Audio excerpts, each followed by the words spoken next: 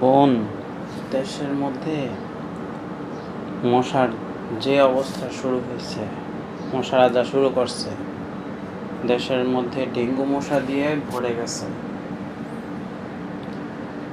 মানুষ জ্বরে আক্রান্ত হচ্ছে, শরীর ব্যথা হচ্ছে, মানুষ বুঝতে পারছে না কী কারণে।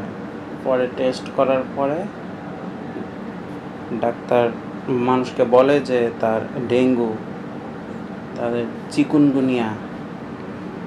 এসব থেকে তো আমাদেরকে একটা ব্যবস্থা নিতে হবে এসবের বিরুদ্ধে।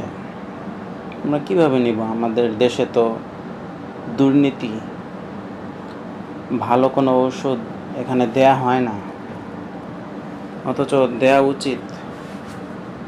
কত কোটি কোটি টাকা ব্যয় করা হয়, তবুও কি এই মশা বন্ধ করা যায়? ভাইয়া, তুমি ঠিক বলছো। দেশের মধ্যে অনেক দুর্নীতি হয়। অনেক মানুষ আছে অল্প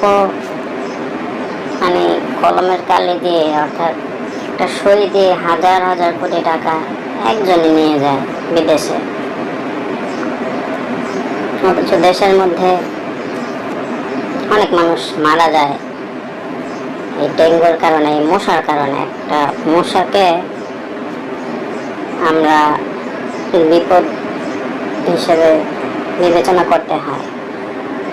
আমাদের উচিত সচেতন হওয়া, দেশের মধ্যে সবাই নিরাপদে থাকা, সবাই সবার জন্য দোয়া করা উচিত। আর দুর্নীতি নিজে থেকে বন্ধ না করলে কোনোদিন বন্ধ হবে না। আমাদের দেশ হয়তো দুবাইয়ের মতো অথবা আরও উন্নত দেশ হতে পারত এই দুর্নীতি না হলে।